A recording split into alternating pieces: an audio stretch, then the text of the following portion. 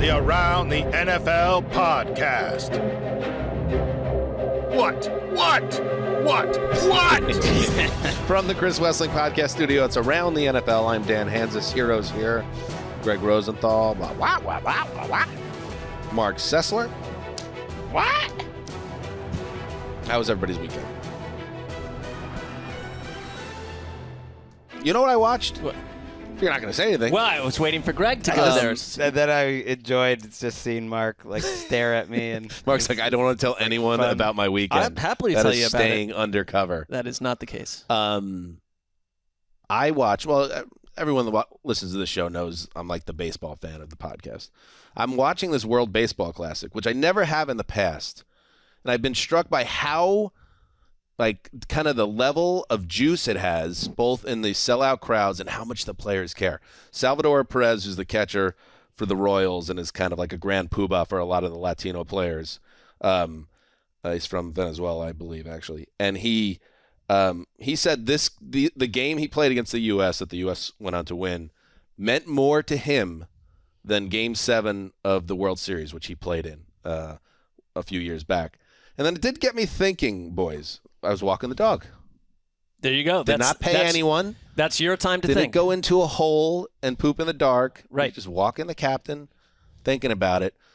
Because we've had so many issues with the Pro Bowl and the NFL and how to kind of get the players invested and find something that the fans can enjoy. Is there something to, and baseball is a global brand in terms of players come from all over the world here,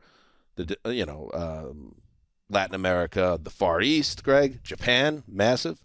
Football's getting there internationally in terms of popularity, but the players, it's like, 98%, 99% American players. Yeah. I'm getting somewhere. Moritz Boringer would carry a lot of weight on the international team. Exactly. But is there something to regionalism? And our country doesn't need more tribalism. I understand that. But is there something to some type of competition amongst football players that reflects where they come from in the country? So what if there was some type of event where it's like all the Texas football players, whether they're from Texas or they went to college in Texas, they can choose, just like Americans in the WBC can choose to play for America or where their heritage is from. Florida, California, maybe there's a Midwest team, and is there something there from that, or is this a terrible idea? Well, no, I would say you probably have a soft version of that with college football, because a lot of recruiting is more localized than if you're on the East Coast, you're getting everyone from the West. It's probably a soft version of that. My one issue, because I've heard the only grumbling I heard about the baseball part, there was a major injury that occurred. Yes, injuries, right? There's been a couple, I just think you add any time you're attached to an NFL team as a fan or coach or whatever, and you're watching your players even play pickup basketball, you're sitting there with your fingers crossed. So sure. That's the thing. It's too physical, and you're adding what would the schedule be? You got these players Maryland versus Oregon. Well, that's cool, except if you lose player X for the next 12 months to an ACL obviously is different than basketball and baseball. That's true also. In that injuries are a much higher risk. But in terms of getting the players juice the way these guys Football is completely different than basketball. Just throwing it out there. Is there anything, even if it's a skills competition? I don't know. I see why you're inspired. There could be something there. By people are very passionate about where they're from. I don't know if it would be as much in terms of the states, but it would, because people, players really cape for the states that they're from. But it's such a physical sport. It's I don't think anyone, even football players who love football, never want to play and expose their body and hit that hard unless it really matters. And be a tough cinch for Rhode Island, by the way. I mean, you'd have to. The Northeast in general would be. We wouldn't do well. The natives of the Northeast, I don't think in that. But it would just basically be California, Louisiana, Texas, and Georgia. Let's just have a semifinals and start there. And then everyone else. How about now that? Everyone's going to be mad. Ohio on Twitter is Ohio and Pennsylvania Midwest have provided more people. Midwest. I guess for me as a fan, I start to disengage when it's a bunch of people from Texas shouting at a bunch of people from Ohio. Right, so where politics, basically. Where do I play into that? Unfortunately, this might be something that other sports have on the old American football. But okay, Henry is working on it. We're building players. We're building communities. We're doing great. We got players coming from Africa. We got Europe, Asia. It's coming, but we might have to wait about who got a job? 70 years. So we'll be quite old at that point. Our buddy F.A. Obata. got a gig. He's back. Deserves one. Should we update the Keeping Up with Bowringer to Keeping Up with Obata? Keeping Up with F.A.? I mean, the only thing is that we'd have to find a song that is as endearing as really regret bringing up Mobo because I didn't mean it in any derogatory way. Like if Henry's listening here, he doesn't like that. He doesn't like that. It was the He's first really name in your that head popped here, to isn't he? You're PRing his campaign. You're scared to offend him. And it's going on. He lives rent free in your head, Greg. I hate that. I hate when people say that. All right, this is around the NFL. Good show today. We're gonna talk to Bill Barnwell, one of the great football writers covering professional football. He's with ESPN, of course, and with free agency basically 1 week in. Where do we stand? Who's looking good? Who's looking bad? I do hesitate a little bit, boys, in terms of the timing on this. It's so early in the process, but at the same time, hey, listen, we booked Barnwell. Let's talk. What else are we going to do? Let's chop it up. Well, it just was kind of like things have slowed down enough to the point where, all right, let's take stock where we are. I think maybe a disclaimer, like to the teams that we're going to talk about with Bill that we're not as high on, don't like crush us. Or do it if you want, but understand that we're doing this segment. We're not going to rule out these teams from being successful in the short or long term. It's just kind of where things stand a week in. Hey, who had a bad week? What a bad week. We've all had bad weeks. We've had good weeks. We've had bad weeks. I think if you don't like what we do, you can tell us all you want and see how we respond to that.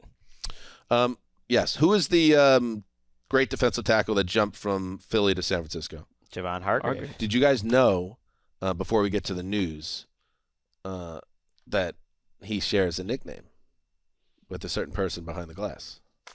That's right. I did learn that over the last week. How do you feel about that person behind the glass? About what? Oh, God.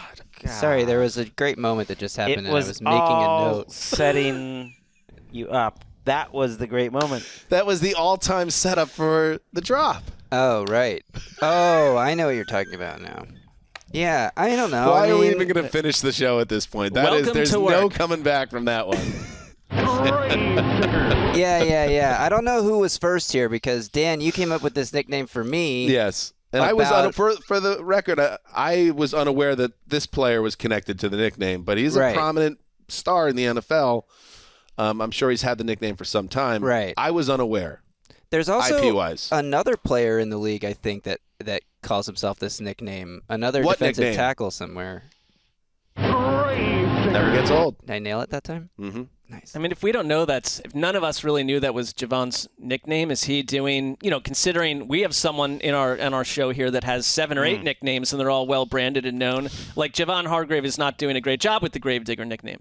Yeah, I think maybe he doesn't need to do the branding as hard because his play on the field is remarkable. It's not. It doesn't hinge on that for him. All right. DJ Reader also is sometimes been called the Gravedigger. Get the hell out of here. I mean, he doesn't even. I mean, Hargrave has grave in the name. Get the hell out of here with that. It's disgusting what you're trying to tell us. That's a disgrace, Reader. I'm not going to talk again this episode. No, that was good. You gave us good info. Let's do some news. Chains on, Hublot. Shout out to Hublot, Gucci. Me and Gucci partnered up this past year, so we do a lot of things. And anytime I got something special going on, they want to make sure that they got me fitted and stuff. So as soon as the trade happened, they hit me and my team up and was like, gotta wear Gucci.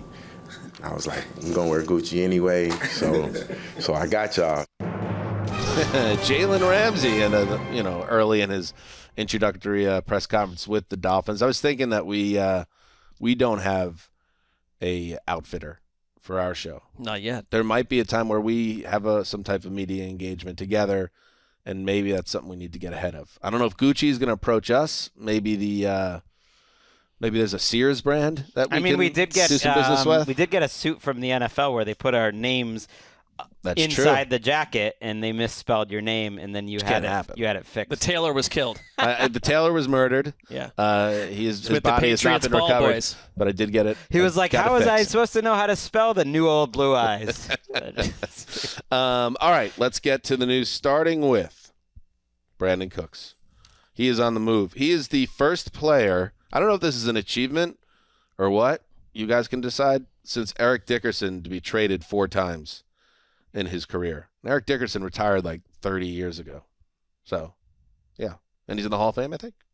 Anyway, Absolutely. It's rare. It's a Brandin rarity. Cooks has been traded to the Dallas Cowboys. The teams will swap some late-round picks, and Cooks slides in to that spot that they've been looking to upgrade. And we had C.D. Lamb on our podcast, Super Bowl week, and he talked about how they need more weapons.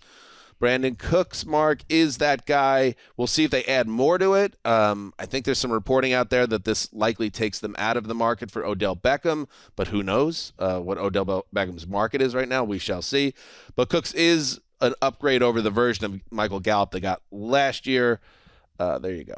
Yeah, and I like it better than Odell Beckham. And they got the Texans to pay $6 million of the salary, so the Cowboys are on the hook for $12. It was a year ago that Dallas had to essentially trade Amari Cooper away, or chose to, for next to nothing because of their own cap issues. So a year later, they get Brandin Cooks, and I think if you're traded this many times, someone's ready to move on from you. And I think that with Brandin Cooks, there are obviously contract issues with the Texans, wanted to be traded last offseason. Seems everywhere he's been, it's kind of gotten to a point where there's been a little bit of a back and forth. It's not turned into a major blow-up, but Brandin Cooks has kind of wanted to move on, have a different role, X, Y, and Z. So he's movable, but there's always someone that wants him. And I think this is the Cowboys saying, look, we get it. Like, we need to do more around Dak Prescott. There's a lot of this is on Dak Prescott too, but Brandin Cooks can still play, and it's not like you've gotten this guy beyond the pale. I think you've still got a year or two with Brandin Cooks, who's actually only like 29 years old or something. Right. He joins Jalen Ramsey. Might come up a little later as like sneaky young. I would not have guessed Brandin Cooks, who's been racking up 1,000-yard seasons. I know that's not the perfect metric for wide receivers. Doesn't tell you everything, but he's been racking up 1,000-yard seasons since he got in the league. I'm hesitant to give the Cowboys too much credit because they are the Cowboys, and this was a problem of their own making. They sat last year without Amari Cooper and $20 million in cap space for no particular reason. But this was a great use of their cap space. The fact that they got the Texans to pay $6 million of his salary. This was a contract Nick Caserio gave to Cooks just last year. So this was kind of a problem of the Texans' turnover, their own making, that the different coaches and everything. He was not happy there, and they felt like they just had to get rid of him for 50 cents on the dollar. They got a 5th and a 6th round draft pick back. So I guess they're sort of paying for that draft pick. That was probably where the negotiation was, but I like it a lot. Gallup should be better. There is something to the idea that a year more removed from surgery, he'll be better. And then suddenly Cooks and Gallup, that's a reasonable 2-3. Yeah, I think it's okay. They're winners. Between that and Gilmore and them bringing Donovan Wilson back, I thought was a nice They've had a deal good for them. offseason. They've had a nice little offseason. Not too flashy, but it's nice. It's all right. I would have liked them to keep Dalton Schultz around, and he's still unsigned. You never know. They They still have a lot of cap space. I'm bring surprised. back Schultz, and I'm feeling a lot better about things. But Cooks, he wasn't great last year, but he also was very unhappy. He was on a Texans team that had, and on a bad was team. a mess. In other news, quarterback. the Texans have done business with Laremy Tunsil again. 3-year, $75 million contract extension per rap sheet. It includes $50 million guaranteed, $60 million in total guarantees. See, I just say that stuff, and it's just like, what am I even saying? It's $50 million fully guaranteed and $60 million in total guarantees. What's a guarantee? I think it gets a little muddled. It's very problematic that guarantees are not guaranteed. That should be that whatever. $50 million fully something. It should be something different than guaranteed, and then you don't use guaranteed twice because then it completely eliminates any meaning for the word. There is no meaning because what it is an injury guarantee that like he gets $10 million next year if he's injured and they want to cut him. So it's a language issue that we need to adjust. If for some reason his play fell off a cliff, they could cut him and it's not guaranteed. Anyway, I would say nothing has any meaning. It's a good deal for Tunsil, who in 2020 signed a 3-year extension that made him the highest paid tackle in the league, and now he is once again. And now Gregg will point out this. He represented himself. Well, through the agent. Kind of. No, I don't know. What about the St. Omni individual? There's he it's kind of himself. fascinating the backstory on that there's a St. Omni guy who the league sent a memo out last year. He is not a certified agent. You cannot be represented. Do not talk to this man. But there apparently, Florio wrote about this. There's this underground Fight Club culture of agent representation where you quote unquote represent yourself. And I'm not saying this will happen with Tunsil. I'm just saying this is something that Florio put out there. But you could have a guy that's not technically your agent, but he basically portrays you in written email type conversations that go through negotiations. Well, and without the team, so he was backing Roquan Smith. He's like a ghostwriter, ghost agent, basically. And he takes over an email account. We need a story on this. And this is what Florio pointed out, but that the Bears started to, their radar went up during that whole kerfluffle with Roquan Smith where he wanted to be traded, that Roquan Smith was out on the practice field when they received an email from Roquan Smith. And so that caused some, there's certainly a third party here. And so Laremy Tunsil is not his own, he is his own agent, but it was St. Omni who announced this deal to Ian Rappaport.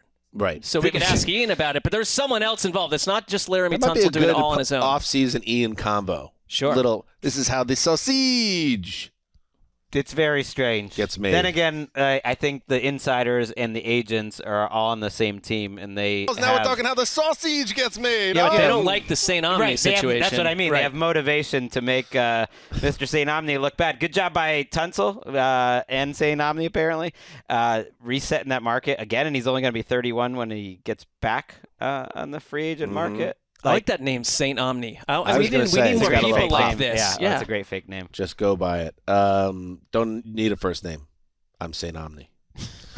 Adam Thielen has a new home. The Panthers signed the longtime Vikings wide receiver. 3 years, $25 million, $14 million in guarantees. He's going to enter his age 33 season. The Panthers got to start somewhere in rebuilding their wide receiver room. They didn't have a lot of depth to start with, and then they traded their clear number one, DJ Moore, to the Bears to get that number one pick as part of that deal.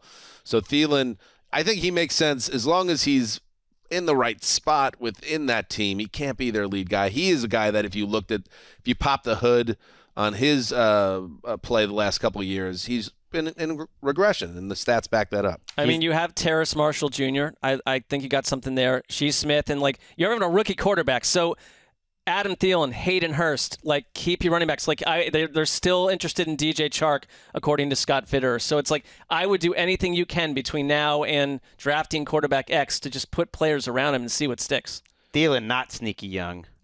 He is turning 33 before the season. More of a red zone guy. Got a lot of money in the first year of that deal, $10 or $11 million. Little surprising, but he's the classic article that's going to be released in August of how he's teaching the rest of the room how to be a pro, and that what he's worth to the team is worth a little more than just production. It's like having another coach on the field. I kind of think there is something to that. I don't think that's total BS, but he's getting a premium for that. Gregg.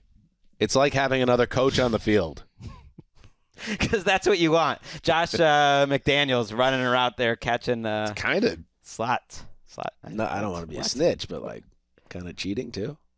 Yeah, that's two positions. So maybe we shouldn't be celebrating. Also, I've watched approximately 17 minutes of CJ Stroud tape, and I'm like, my God, this guy's amazing. Let's go Stroud. Okay.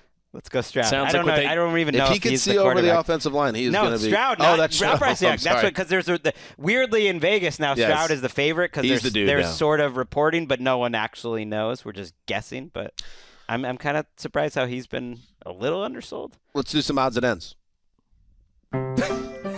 Odds and ends, odds and ends. Everybody, tell your friends it's odds and ends. Jeez. It's getting into a dark place.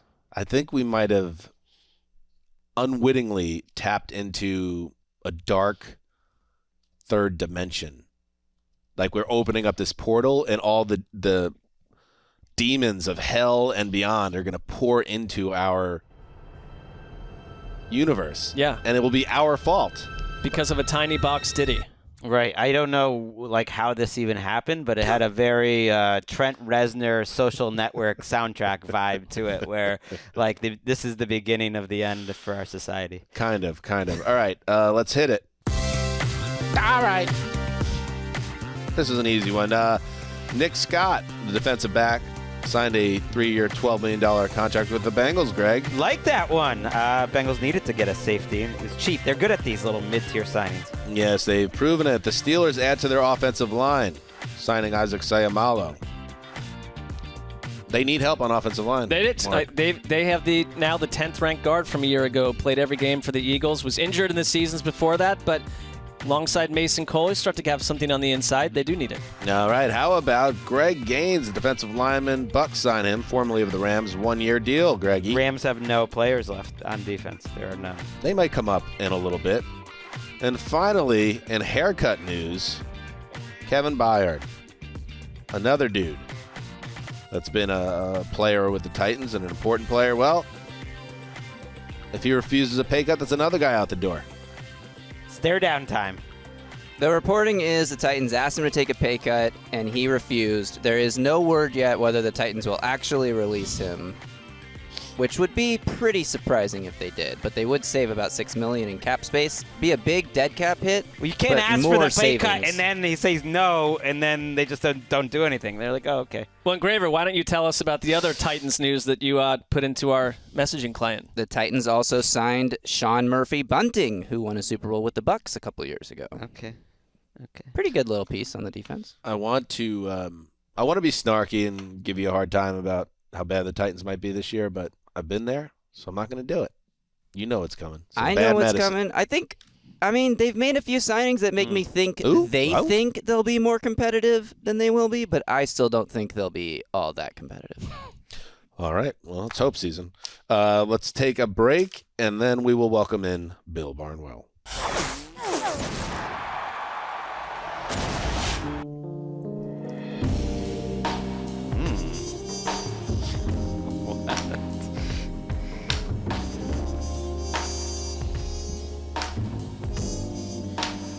Welcome back, everybody. Joining us now is one of our favorites. The only reason I have an ESPN Plus subscription. A Northeastern alum, fellow, and one of the greatest damn football writers in this country. Bill Barnwell, welcome back to Around the NFL. What a great intro. First, I get some sultry music. It feels like I'm in a mid-90s R&B song I'm about to come in with here. Then I get I'm as one of the best damn sports writers. I forget exactly how it was phrased, but all of that, I'm in. I'll take it. I actually said you were a former member of the Best Damn Sports Show. Yeah, former that's panelist. What I thought it was. Yes, yeah, I thought it was me and Tom Arnold hopping on BDSS with that show that was on every single Fox Sportsnet affiliate for about 15 years. So unfortunately, it was never invited. Happy to go back on the remake, though. Marc Grace was tremendous on that program. Yeah, that musical selection that we selected for you, is that sort of the vibe that you would think that you carry around town when you're out on the streets? Yeah, I feel like late night, but not like a sketchy late night, like a cool late night, like a noir late night. Like maybe you're at a jazz club and it's in between sets and you're like, oh, let me read 5,000 words about these offensive line transactions. That's what I want out there for me and my fans. I do like to imagine Bill as a member of the mid-90s R&B group H-Town singing Knockin' the Boots. See that. That would be good. I could see that. And little known fact, I once applied for a job at the Best Damn Sports Show, period, as a researcher. Really?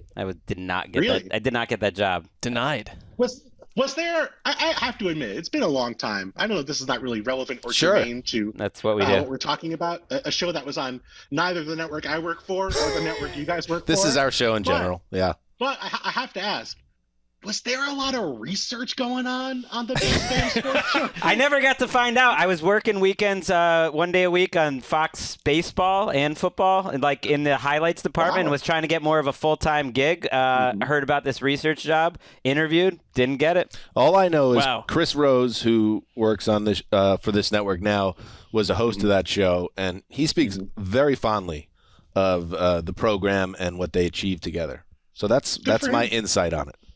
Dude, anyone who can host a show that's on the air that long did something right. Truth. So, like no bones about that. I just, it's kind of like a back and forth. I felt like kind of like a takey sort of show. I didn't recall a lot of like extensive research segments happening. Right. No, maybe it was a little ahead of its time. It's just in like that research sense. is the guy who lets Tom Arnold know like who's on what team right before the segment starts. I would suspect. And speaking of like late nights, and we're going to get to some way premature winners and losers of free agency with Bill. I do want to mention Super Bowl week in Arizona. We were hanging out. We got dinner with Kevin Clark. Yeah. And, Clark's plugged in with the ringer Cognoscente. Sure. So he invites us to the Kimes gathering, which, is top of the food chain within this whole world. And we did go there, Greggy, and Gravedigger was with us as well. And I was surprisingly, I was intimidated to the point where it's like, there's too many ringer people here. They're all best friends. There's Barnwell in the corner just like lording over a group of bros. I didn't even go say hi to Bill because he was the belle of this ball. I had a drink and I excused myself, but it was basically walking into like the cool kids wing of a high school. It was like, just be careful here. This is a little treacherous. You Irish goodbye out of that. A little bit. That confab. Would have loved to say hello. I don't know which bros I was lording over. I'm not an especially tall person. I don't see myself as like a Nate Tice, I would say, is a He was lording. He was lording, yeah. You were comfortable though, Bill. You were in your element. I could see that, and I said, I don't want to roll over there and do some awkward hellos. I'm going to let him enjoy this time with his colleagues. Well, very nice of you, but not necessary at all. Please, the next time you see me on the street, stop me, grab me. Oh, let street. Me know No problem, street. But the Kimes gathering at the Super Bowl. Okay.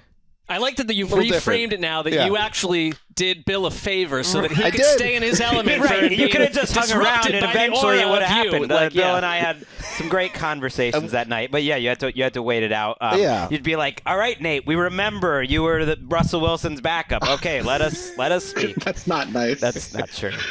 Nate, I've never had a conversation with Nate about football in a public gathering. It's 100% soccer and pro wrestling and 0% football. There you Versatile.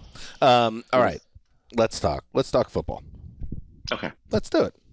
So they don't want us to say it, but we're bad boys. The legal tampering period started a week ago today. Ooh. And there's been a lot of activity. Greggy, how many top 101 free agents from your top 20 are still remaining now? Oh, I've got even more than that. 3 from my top 25. 3 also from my top 20. 11 of the top 50 and 28, I believe, or 26 of the top 101s. And not that many left, Okay. There's still deals to be made, and teams can still get much better if they make smart moves. But I'll start with you on this one, Bill. When you survey the landscape so far, what's a team that's jumped out to you? Because we'll do the good and the bad here. What's a team that's jumped out to you that's made itself better in the past 7 days? Yeah, I'll start with a team I know is near and dear to your guys' hearts, although I do have a question that does concern me about them, but I think overall mostly a winner, the Detroit Lions. Mm-hmm. I think a team where they had a very obvious concern on their defense, dead last in ESPN's total QBR metric last year. Secondary that was a bit in shambles, a lot of work to be done, and you saw they went out and upgraded at multiple spots. Cam Sutton comes in, Manuel Mosley comes in, and most recently Chauncey Gardner-Johnson signs on a 1-year deal. That's a rebuilt secondary. We don't know what Jeffrey Okuda's going to do. He might be a trade candidate, could figure in there as well. But I just think, given their needs, given that the offense did look so good at the second half of last year, given that they do have, plenty of picks to work with in this year's draft, I love them focusing on the secondary, getting that taken care of, squared away. Now they can focus on rebuilding and continuing to rebuild that front seven here in the draft. I feel like they're in great shape heading into the season, except for one thing, but we'll get to that later. Ooh, I thought the Chauncey Gardner-Johnson signing was a nice turnaround after losing Jamal Williams. I thought brought so much fire and personality to that team. That was my one thing. Yeah, because I think we met Jamal at the Super Bowl and loved him and thought that he was just as a reason and a beating heart behind the Lions. But Gardner-Johnson, Aaron Glenn's known him since high school. Dan Campbell worked with him back with the Saints. So did Aaron Glenn. So it's like they went and got a player they know exactly how to use. And he turned around and said to the Eagles, I'm just going to Detroit. The deal that we had in place, forget about it. We're not doing that. I think he had to have been disappointed by the market. I don't know if he read the 101, but he could have said, I'm a freaking top 5 free agent a week ago at this time, and he didn't get the contract he wanted. I believe that he was probably offered, in the reporting is that he was offered a much better deal from the Eagles, but the money went away. They ended up spending it on Slay and Bradbury. Jesse Bates got paid, but very few of the other safeties really got paid. Jordan Poyer didn't get paid. Julian Love didn't get paid. There were a couple mid-market deals deals with like Von Bell and Donovan Wilson, but understandably, Gardner Johnson saw himself better than that. It's kind of like James Bradbury a year ago. He bet on himself.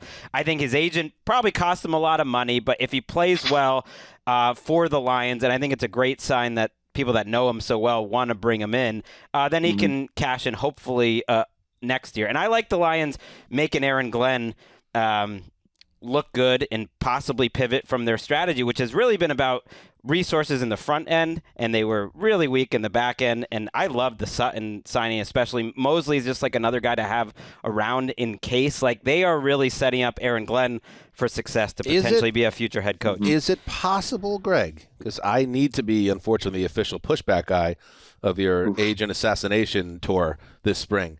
Is it possible that the agent was suggesting he took the deal? He take the deal that the Eagles were offering, and he said he thought he could do better. Is that possible, Rosenthal? It's possible, but I think anyone signing now a one-year deal like that had ended up misreading the market. Yes, and that's the agent's job. That Debatable. Eagles deal was very heavily backloaded too. Maybe he was looking for something structured differently. But I am with you, Dan, that blaming the agent. Not that you're doing this, Gregg. Just like this time of year, they're just getting like destroyed left and right. And it's like sometimes the player or people around the player are saying, no, you can do better than that. And then it didn't happen for him. And then, but how can you do better than being on the Lions? I mean, the Lions will be I can't. Well, historically, you could. Well, that's my concern here is that you guys alluded to this. Has there been a vibe shift with Jamal Williams leaving for the New Gardner Orleans Johnson Saints? makes up for it. He replaces the vibe. It's a totally different vibe. But totally it's a fun different vibe. I don't It's a agree good with vibe. that. Chauncey Gardner Johnson's vibe is I may fight you at any time, or even worse, get you to fight me with no warning at any time. Yeah, that's not Jamal Williams. Jamal Williams' vibe was like, hey, let's watch anime or play video games for 20 straight hours and eat really good takeout. Ask Michael Thomas about Gardner Johnson. Yes, exactly. All right. Who was the Bears player who punched him twice in the helmet? I can't remember, there was but an that's ejection a great into move. Yeah, there was. He is a spicy character. He's a spicy It was meatball. like the Bears wide receiver 4. It's going to bother me the rest of the show now. I'm sorry, guys. Justin Graver, the Gravedigger, is going to be on that. I want to talk about someone something near and dear to your heart, Barnwell. Yes. The G-Men. I see them as a winner, and this extends more than just the last week. I liked the way they got the business done with Daniel Jones. Maybe you could say an overpay, but he's in the building. They believe in him, and I think that's good enough when you have Brian Dable there. Saquon Barkley's back. Love the Darren Waller move.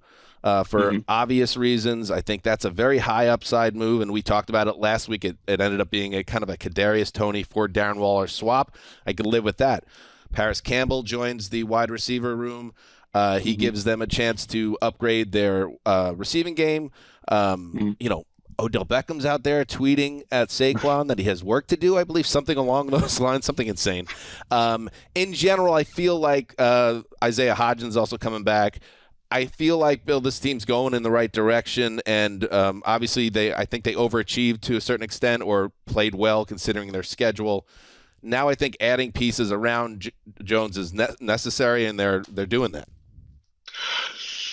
I'm not especially thrilled with how the Giants approach this offseason, and I guess part of it is the big decision about Daniel Jones is one part of it, and then kind of everything else fits into the other side of it. I know you guys already talked about Daniel Jones, so I'm not going to get too far into this, but let me ask you this one question. If Daniel Jones plays exactly the same as he played last year, do you think that turns out to be a good deal? Like, does he have to improve to justify this contract, or can he just be the guy he was last year, and that's good enough for the Giants? The whole deal in my mind when it went down was this was built under the idea, the premise, that he's just starting to reach his potential, which made it an unusual contract in that sense, but also internally the Giants believe so much in Dable and Jones. That's how I saw it. So, yes, he has to get better. If he plateaus, it's a bad contract. Does he have the pieces around him to get better? Well, that's what I they're think working is my on. question.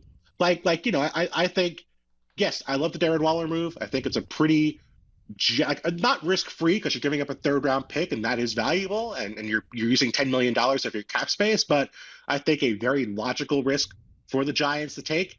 I don't love the wide receivers. Like, yes, bringing in Paris Campbell, a guy who's been hurt most of his career and who averaged like 10 yards a catch last year. Like, I have no doubt Daniel Jones can find a link with a guy who's going to catch the ball and fall down.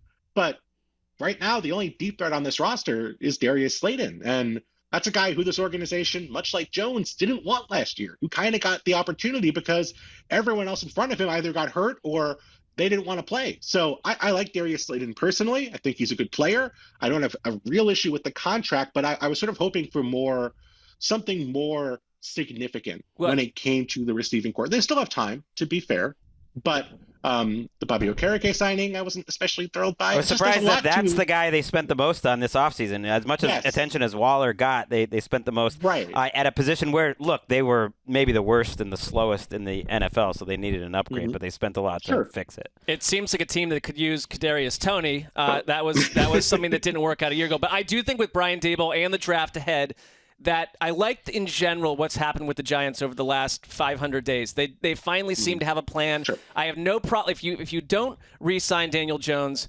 who fills that void? And then you're starting over with a different quarterback. So I don't mind it as a 2-year, see what you got, and there's more pieces to come, I'd hope, around them. 2 quick things, and then someone else go. One, Darius Slayton, to Bill's point, was a healthy scratch in week 1. This year. So that's kind of where his journey has gone, and he gets a new 2-year deal. 2, I've never heard anyone use the 500-day marker before. Well, I mean, that's kind of historic. You have to go from January to here and next summer, It's good. It's just it's unusual, and I like it. It's because different. If I said 365, I have no idea what was happening literally 1 year ago today, or who I was, or who the Giants were. So that's a weird. He's a top 10 football 500 Days insider. of Summer, one of the movies where I enjoyed it the most in the theater. I probably understand it's a bad movie now ratio. Like, it's really high in that ratio. It's in the Garden State Club. Right. I can't say I didn't enjoy it. I enjoyed the hell out of it, but 100%. now It was cute. Yeah. Anything Deschanel is going to maybe age not so hot. I'm going to jump off and do a winner because it's related a little bit to your Giants. Uh-huh. Okay. Which is that because I think they're going to draft. Did you just look at me and say your Giants? Well, your Giants' choice. Bill is a weird, negging Giants fan. Like, he's never happy with them. He never wants to totally own it. So, yeah. What? They were 23rd in DVOA this year. I'm not gonna they're bringing the band back and adding Bobby Okereke. I'm not thrilled by that. I'm sorry. We'll see how it goes. I'm with you. They're logically gonna fall back, but Wink Martindale and Brian Daboll and Joe Shane, for that matter, actually give me enough confidence that they'll help push the tide of what is probably going to be unrealistic expectations. Maybe this would be bad for the Giants because I think they're almost locked into taking a receiver in the first round, or that there should be good value there. But I'm going to say some of the winners of this last month are the receivers in this draft because there was so little spending on these sort of second-tier receivers that were available. I misread the market in terms of artificially putting these guys higher on my list, just thinking they were going to get money and that they were decent players. Guys like Jacoby Myers and Juju and Lazard ended up getting a lot of money, but a lot of players didn't, and there wasn't much of a premium placed on these players. They ended up getting paid less than what I would have expected, and to me, I think it's because, first of all, this draft class isn't amazing at the top, but there's still a good group of players that I think could be taken in the first round, and maybe now they're going to get pushed up a little higher. And the other thing is I think the receivers now looked at as a premium position that these free agents just didn't qualify, that you need to get those receivers in a trade or you need to draft them. And the hit rate on these draft receivers is just so incredibly high right now that it almost feels like GM proof. That's okay, don't take Jacoby Myers and pay him $15 million. Draft your receivers. Don't take Juju. Don't overpay for any of these guys. Maybe give up a second for DeAndre Hopkins, but not even more than that. Let's just draft these guys because the contracts are so low for the draft picks.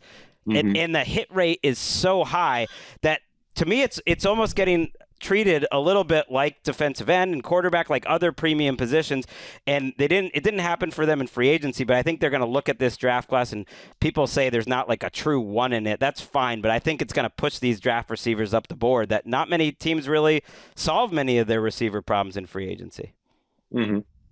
Well, I look at the DeAndre Hopkins situation. I'm writing about this for ESPN this week. It's not easy to find a landing spot for DeAndre Hopkins right now. There's a lot of teams that either don't have the cap space or are set at receiver or have an offensive coordinator who appeared to be in a blood feud with DeAndre Hopkins before trading him in a very ill-fated trade that cost him his job. But there's not like an obvious spot where you're like, okay, that is where DeAndre Hopkins is going to go. So, I sort of wonder if the league as a whole, like you said, Gregg, is sort of looking at the receiver success rate and saying, okay, as long as I'm not, weirdly, of all people, Howie Roseman drafting Jalen Reagor, like, it's going to work out pretty well for me, all things considered. So I agree, and I think something that is very, like we all know it, but we don't talk about it that often, is just how valuable it is to take players at premium positions in the draft. And wide receiver right now is in a tier with left tackle and edge rusher, where that is a position where you get a significant surplus value over the first 3 years of a guy's rookie deal if you draft and land even an average receiver, let alone someone like a Justin Jefferson or a Jamar Chase. I'm going to throw one out. I think last year was obviously the year of Geno Smith, but like my Geno Smith 1B or Geno Smith Light for at least the first half of the season was Jacoby Brissett. And so I'm going to go a little more player-focused win, because I kind of think of all the places where Brissett could have gone, where it's like, had he gone to Indianapolis, like Gardner Minshew, it's like, well, they're clearly going to draft someone, and the idea is that you don't play Gardner Minshew, ideally, if the rookie's up to snuff. Jacoby Brissett, I think, has a chance to continue what he did last year in Cleveland and be another example of a late-blooming quarterback that last year, could a little bit of Kevin Stefanski, but the offense completely changed when Deshaun Watson got in there. It devolved in all the wrong ways, and I think that's a credit to some degree about Brissett. He's also talked about, I know that Ron Rivera would rather just have a veteran run the show until the end of time, but Brissett is a lauded teammate. Kevin Stefanski said it was in terms of coaching teammates, one of the best he'd ever been around in his career. I think that's a great thing for a Washington team that always seems to have its vibe off a little bit. They're just obviously ownership on down. There's a lot of evil smells coming out of that organization. Jacoby Brissett can change things. There's weapons around him. I think he can have a good season and continue to kind of advocate for himself as a spot starter and someone that might get a better chance in this if he can fend off Sam Howell, who was spicy in Week 18. I did hear a fun conspiracy theory. Yeah. NFL UK Hank throughout this. Sure. Henry Hudson. But High source. Going around here. What if the new Washington owner comes in and that's the one who goes over the top for Lamar? That would be beautiful, because there's this talk that Dan Snyder that it might be imminent. You come in with that Amazon money, you pick up NFL media, take care of the Around the NFL podcast here, and then sign in Lamar. You're a hero to the whole world. Do you think that the Ravens want to send No. like Lamar Jackson to Baltimore? They're not going to have a choice. They're like neighborhood enemies. They're just going to spend an insane amount of money and not give him a choice. I'm totally wish casting. I don't really think, and I think Jacoby has a nice spot with Bieniemy and all those weapons. I agree with you. Ooh, slice me off a piece of that Jake brisket. I think that would be great. Washington fans would be head over. If they had new ownership and Lamar Jackson, everything's different all of a sudden, and the whole world's on fire. But the Ravens are not going to want him anywhere near, what do they call that area? What's that area? It has a name. The Baltimore, Maryland. You live there, Bill. The whole, what is it? Doesn't it have like a zone? DMV? Yeah. The DMV, but he's already in the DMV, so I'm confused as to like the disction being made between. You don't want to stay in. You want to get him out of the DMV at all costs. If he's not going to be on your team. Right? You know about. You live in the middle of one of the toughest rivalries in sports: Washington versus Baltimore. Speak on it. I have never honestly. I wrote Bad about blood it. for I days. was like, oh, this would be very juicy, and then I was like, I don't know a single person. I've never seen like a Ravens friend of mine argue with a Commanders friend of mine. Okay. It doesn't feel like Giants Jets, put it that way. And in fact, the nastiest thing that ever happened in the DMV in terms of like the sports teams is when the Ravens won the Super Bowl, and then Angelos of the Orioles said, "No, we have a baseball game, and you can't even host this Week 1 game in your building." And they had to go on the road to Denver, after they won the damn Super Bowl. Yeah. That was some DMV dirt. That game was the game where I remember watching with Wes, and we always talk about that. Owen Daniels had the slowest move to try to make someone miss that we'd ever seen. I don't know why. It always stuck with us. Flacco threw the ball 51 times or something in that game. To your Jake Brissett point, so let's say he was very good in his starts for the Browns before Watson came and didn't play well. Brissett outplayed him. Let's say that's his close to his ceiling this year. Does that make Washington a power player or make them much better than they were? I just think he's a guy, and that's why I see this team just right now kind of stuck in the mud. Even with Brissett there, as much as I like him, I don't think he's a difference maker. I would say it's a win for I said it about Jacoby Brissett. I think it's a win for him to go see what he does with it. If I'm Washington, if I'm a fan of the Commanders, I like Brissett. It can't be the final plan here, and it can't be for the 8th year in a year under Ron Rivera, like a veteran who might be average or better than average. How about Bill? Go ahead. I just want to point out the Commanders last year with Taylor Heineke, Carson Wentz, and Sam Howell at quarterback were 8-1. They were realistically a game away from making it to the postseason. They wouldn't have got far probably, but the Saints are selling out to try and win 9 games and be in the playoffs. The Commanders were an okay quarterback away. They were 6th in the NFL in points per possession allowed on defense without Chase Young, or the version of Chase Young we hope is going to be back this upcoming season. And Jacoby Brissett, he's not a superstar, but he doesn't turn the ball over. Since he got into the league, I think the only quarterback with a better interception rate than Jacoby Brissett, the only quarterbacks are Tom Brady and Aaron Rodgers. So I think there's sort of a Jets thing happening here where it's okay, we have this great defense. It's young enough that they're probably going to be good again next year. If we can just get a competent quarterback in here, we're a playoff team. And for Washington, given how depressing this franchise has been for 2.5 decades, that kind of feels like a victory. Yeah. In fact, when the Rodgers thing was very hazy with the Jets, as if it's not hazy now, Brissett felt like a fallback plan for the Jets. So, yes, for the Commanders, a sensible one. So for the Commanders, it would keep them in the mix for sure. I just hope – I mean, now you got my head thinking with the Lamar thing, even though it's not going to happen.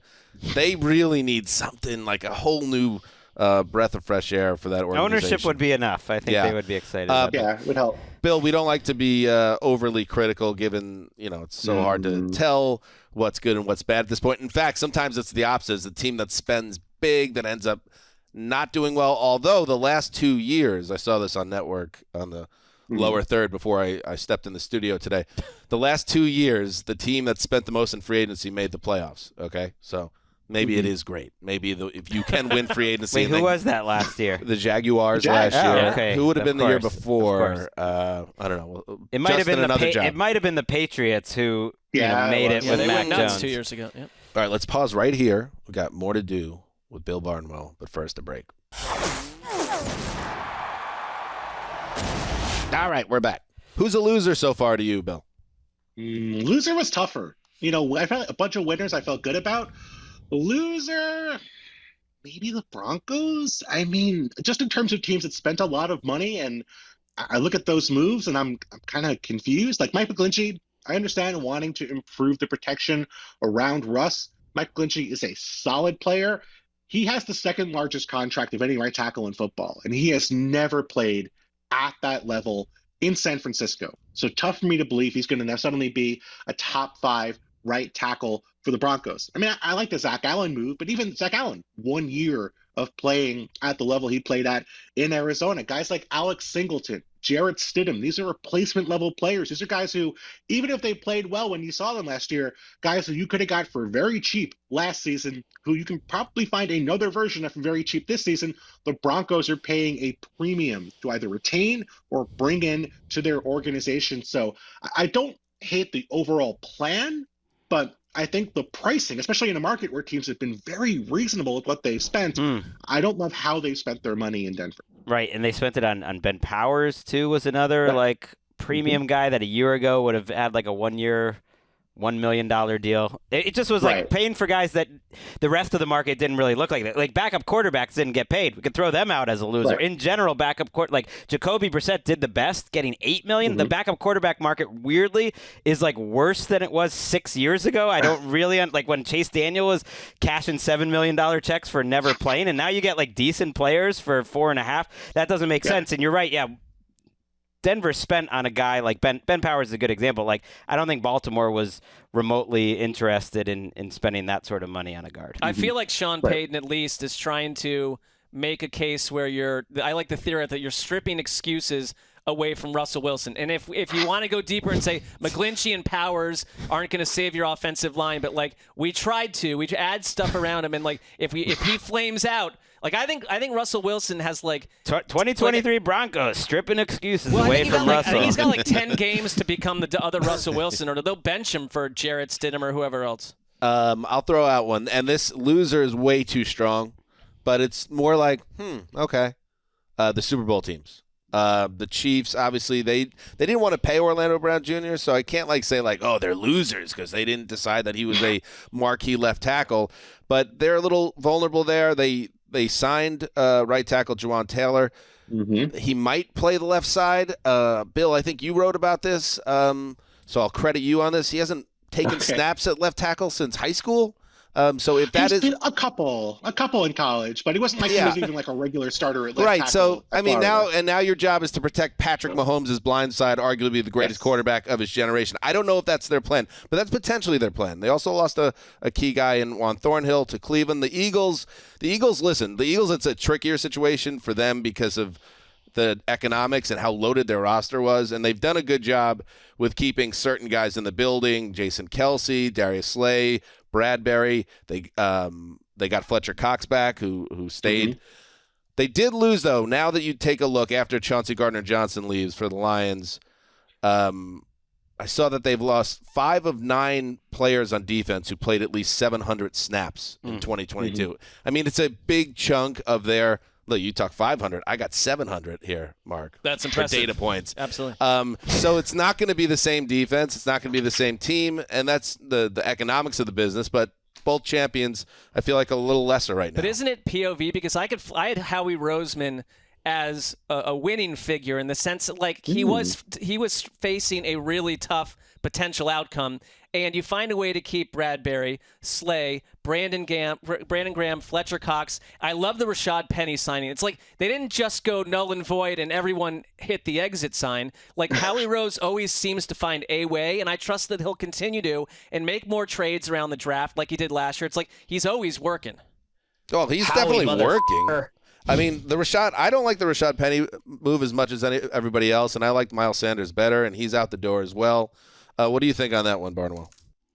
I mean, I see why you would say it, but for the Eagles, it kind of felt like they had to make some cutbacks. Like it wasn't really a scenario where they could go and say, okay, we're bringing the band back, and we're also somehow paying Jalen Hurts $50 million a year. Like it's just not going to work. They had to make cutbacks. With the Chiefs, the decisions they made were more of their own volition, right? Like, it's not like Orlando Brown signed this enormous otherworldly contract. I don't remember the exact specifics, but it's not like the Juwan Taylor deal was for much more. Might even be a little bit more altogether. Depending on how you look at it, Taylor's deal might be better. Yeah. Right. So, like that is to me a more conscious decision of, okay, we're going to cut Frank Clark. We're going to move on from Carlos Dunlap. We're going to move on from Juan Thornhill. We're going to let Andrew Wiley leave. We're going to let Orlando Brown leave. We're going to replace him with the right tackle who, like you alluded to, has really not played left tackle since high school. Like that is a more tangible decisions were made in Kansas City than were made in Philadelphia, where Philadelphia was more about just, people, Javon Hargrave's leaving. We have no choice. We're losing the linebackers. We have to make some cutback somewhere. But I think it's more difficult because they had to do something. The Chiefs didn't really have to make these changes and did. And they might be better for it, who knows, but I think it's more questionable there. They're putting a lot on Spags. Like their entire defensive spending is Chris Jones, Eric Reed. I guess they brought in Amena, who was like a free agent 1-year deal. Former Niners guy. But other than that, it's like all rookie contracts are like low-cost veterans. It's like that's sort of the other side of spending on offense, and maybe he can handle it. It's like a better version of what the Rams are doing. Hell, I'm throwing out a loser, Raheem Morris. I mean, they're setting up Raheem Morris to fail. They're basically saying, and Jordan Rodriguez reported on this. Look, Sean McVay's an offensive coach. I don't think they're done. They've been disappointing. And if you're a Rams fan, it's been a terrible offseason because I thought they would be a little more aggressive in doing something. And I think maybe there are some moves coming, but it really feels like it's coming on offense. And they're just going to be like, look, we got Aaron Donald still, and we've got a good coordinator in Raheem Morris. Like, let's just throw stuff against the wall. There's more variance in defense and hope we come in 20th because, like, their second best defensive lineman now, because they've lost Greg Gaines, Leonard Floyd, Taylor Rapp looks like he's out the door, Nick Scott, Bobby Wagner, Jalen Ramsey. This is just on the defense. Ashawn Robinson. Their second best defensive lineman now is probably Bobby Brown. Their best linebacker is Ernest Jones. I'm not sure who their second one would be. Their cornerback one is Jacoby Durant, I would guess, a 4th-round pick from a year ago. It is as talent poor, like a side of the ball, as almost you can find in the NFL. And that's crazy because Aaron Donald's on that side of the ball. I don't know. It's just like I had them as well, and mine was more like some of this kind of comes off their plan right now. And they know what they're doing. They got a ring. But it feels like a half measure right now. And I don't know. They haven't committed totally to a teardown, but they're also put themselves in a much weaker position heading into the new season. And you have a 37-year-old quarterback who just locked into a guarantee of money that's going to make sure he's on the roster. I just don't know kind of where the Rams are right now, Marc. Matthew Stafford feels like an odd fit there. I just start right there. It's a very strange landing spot for him.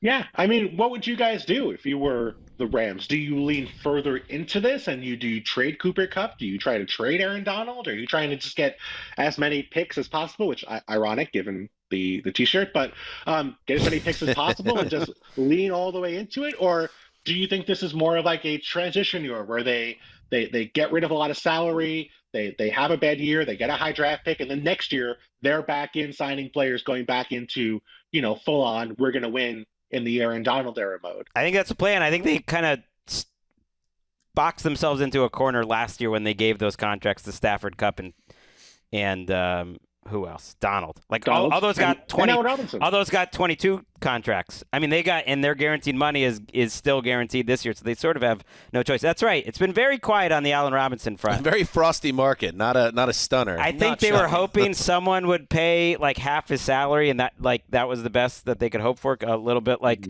the Brandin Cooks deal, but maybe talking about putting more. out bad tape, though. I mean, it never got better really for him.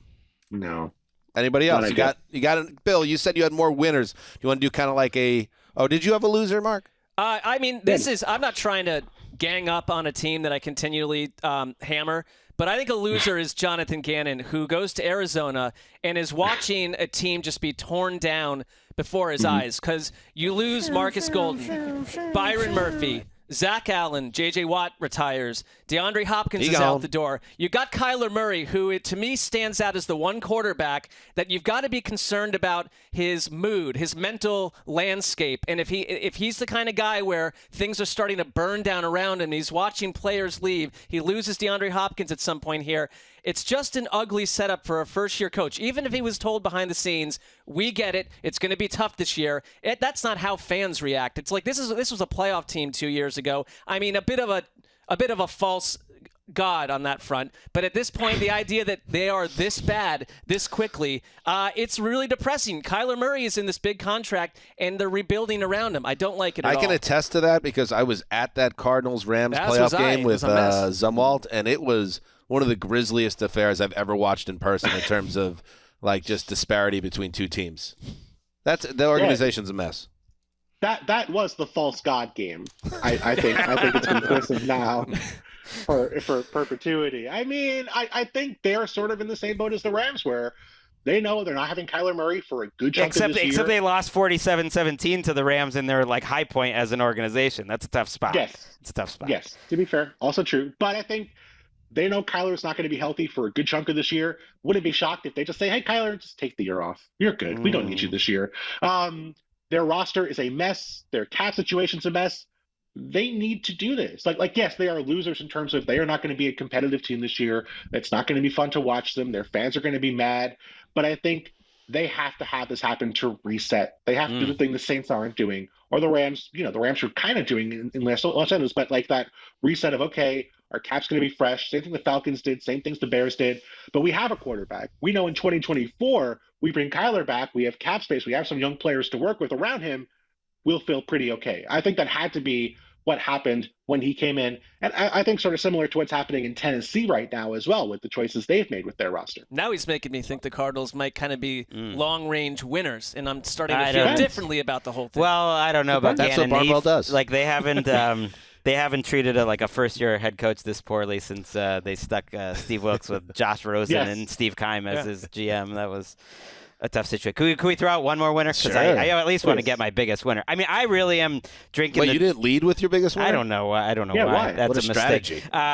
I'm drinking the Dolphins Kool-Aid. I love it. Okay. I just feel like everything they did was smart. I think they had to give the fifth-year option. We hadn't officially talked about that on this show. I think they had to for Tua. It's a low enough number. I just think they made the smart moves around the margins. Like the Jalen Ramsey move, non-quarterback division is to me like the most impactful move any team would make this offseason. Vic Fangio with Jalen Ramsey to me is just beautiful. Vic Fangio from Josh Boyer is such an upgrade. I know that's not free agency, but just look at the group that he's going to be coaching up. And then you look at the David Long signing I really liked. And I like kind of just the moves along the margin, just little ones. Mike White, like that as a backup. Like Malik Reed, Deshaun Elliott, Berrios, like the guys who are just take swings on guys who at one point had like a medium starter level of ability, and they're coming off a bad year, but they've shown they can play at like an NFL level, and it's just relatively cheap. Bring Mostert and Wilson back. Don't spend too much at running back. Like that's at a low level. They knew they didn't have a first-round pick because their owner invited Tom Brady onto a boat and tried to hire him and Sean Payton. I feel like that's weirdly underrated. Yeah, think of the scene in Wolf of Wall Street, Leo welcoming the FBI agent on the boat and tossing the money out at the end. Same situation. Right. They do not have a first-round pick because of that, but based on that, I feel like they set up this roster right now to like be a championship contender right now. I love them. Do you think Stephen Ross looks back and thinks that was worth a first-round pick to have Tom Brady and Sean Payton? Kind of. I could see the attraction to that. Well, in retrospect, though, it didn't quite bear much fruit for the organization.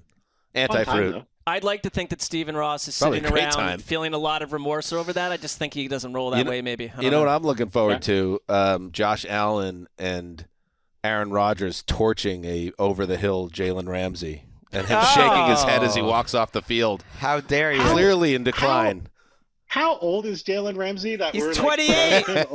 This is like the Todd Gurley Award for like Todd Gurley's 26, and I'm shocked he can walk down the street based on how he's being talked about. They barely beat Skylar Thompson and the Dolphins. Forget about the defense too. It'll just be that offense. Pew, pew, pew. I think Mike White is a great pickup as a backup because we don't want to need it, but you're probably going to need a backup in Miami that could keep the offense functional. But, yeah, I think Xavier Howard and Jalen Ramsey on paper is like, that could be the best cornerback duo in the league. Javon Holland, Brandon Jones, they had some injuries at safety. Like the secondary is nice. Don't be surprised if you're seeing a lot of head shaking from Jalen Ramsey and complaining to referees this fall. That feels on brand. That was a little cold water on it, Greggy. Sorry. That's fine. I know that's the one team could be wrong. other than the Patriots that you just can't. We do have an update for about. Bill. I got him in the top 10 in the power rankings. Wow. From Graver, it was Javon Wims. Tangled with Chauncey Gardner-Johnson way back when. So they're cantankerous individuals. He gone. Threw a punch, thought about it for a second, hit him in the helmet, and then I believe threw a second one, which not a good idea. Second one's got to be, once your hand's stinging and I know there's adrenaline pumping, second one's got to be a body blow. You got to go to the solar plexus. Somewhere else. Yeah. Bill, did you have anything else you wanted to add? Any other winners, little speed round, Barnwell, or did we exhaust your list?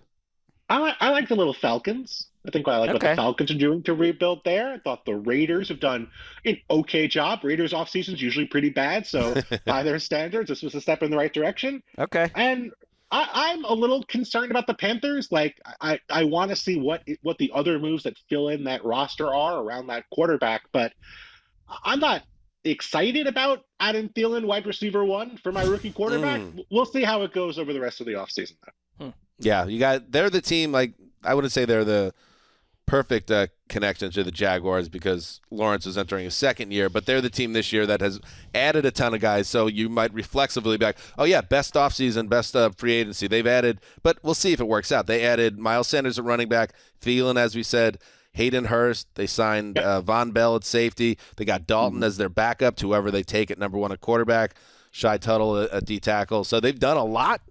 Will it make them a lot better? I have one question for Bill. Do you think that the Colts are that these theories are floating out there with some of the cuts? Do you think that they're gearing up for a bona fide, legitimate swing at Lamar Jackson? Is that the team that might be the final home for him?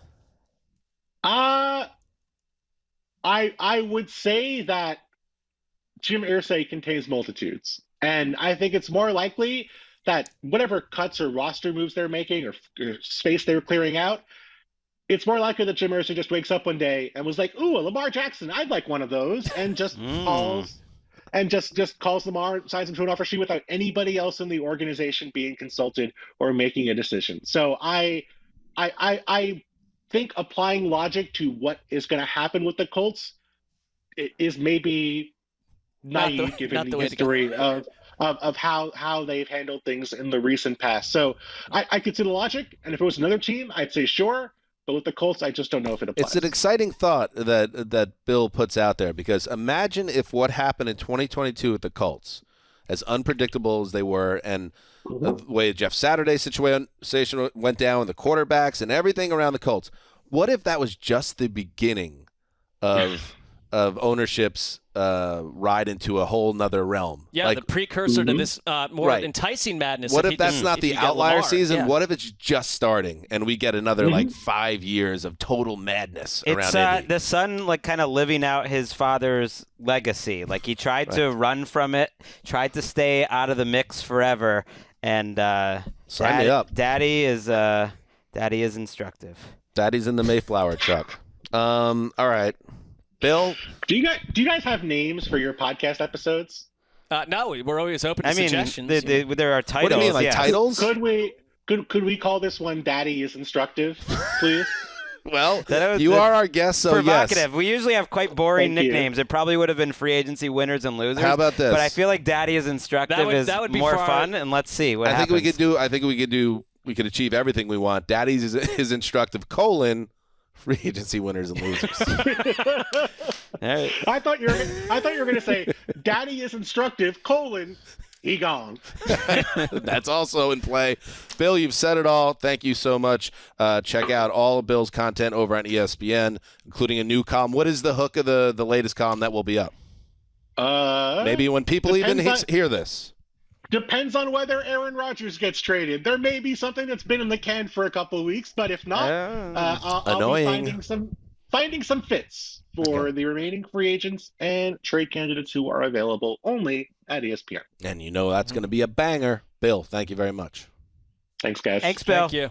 All right, there he goes. Bill Barnwell. I think you should have approached him that night in the eatery / wherever you were, bar room. I mean, it seems like he's one of the more approachable individuals There's a little more, like, kind of a context to it. We had gone out to dinner. We went to a Mexican restaurant. I think Daddy had a couple of tequila sodas. We thought we were going to get to that part of the night earlier. There was a delay. The party had moved, and it was a little later. That said, you left within about 90 seconds, and I stayed. I stayed for a while and got to talk to all the people I wanted to, like Bill. You've neatly pumped yourself up as a real night owl, Gregg, as we all know you are. I did stay for one drink. I talked with Harmon a lot. I talked a little bit with Nina because she came over, which was nice. Maybe there were a couple other people, but then Bill he had a little corner. I'm telling you, he had a nice setup. No, I remember it. You're not like, lying. Okay. Well, I would have joined you, but I was a little bit late getting to Arizona and hadn't eaten. But I had flown in, sitting next to Mina Kimes and had a great conversation with her. So I feel like I had my own What a gathering. moment. What a night. What an evening. What? She's like, we had a fantastic conversation. I'm saying, I guess we Covered all the bases. We hit it all. I didn't see Bill Barnwell, though, but I would have gone up and given him a big hug, I think. Big bear hug. Yeah. Missed opportunity. Yeah. All right. We'll be back on Wednesday. Connie Fox will join us, and we will talk more about what's happening in this league coming up a little later this week, by the way. I'm excited about this. The New York Post's Andrew Marchand, and we take a look at what is happening in the booths, what's happening in the media world of the NFL. We like that. It's like a meaty media segment with Andrew Marchand. It's that time of year. Yeah. All right. Thanks, everybody. Yeah, But that was a good showing by Rosenthal. Having that, you had the drink, and I you closed stayed that down. The bad boy of As NFL always. media. Heed the call.